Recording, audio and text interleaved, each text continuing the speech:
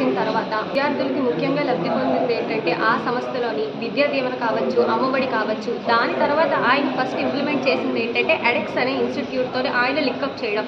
మాకు jobs facilities అనేవి చాలా పెరగడం. అదే ఇంటర్న్‌షిప్‌లోనే ఆ కోర్స్ అది జాయిన్ చేయడం వల్ల దాదాపు 2000 కోర్సులు మేము ఉచితంగా నేర్చుకోగలుగుతున్నాం. అదే కోర్సులు మేము బయట నేర్చుకోవాలంటే ఒక కోర్స్‌కి 2000, 3000 తీసుకుంటున్నారు. అదే మేము ఒక మిడిల్ క్లాస్ స్టూడెంట్ అవ్వచ్చు, మిడిల్ క్లాస్ పేరెంట్స్ అనేది అలాంటివి బేర్ చేయలేరు.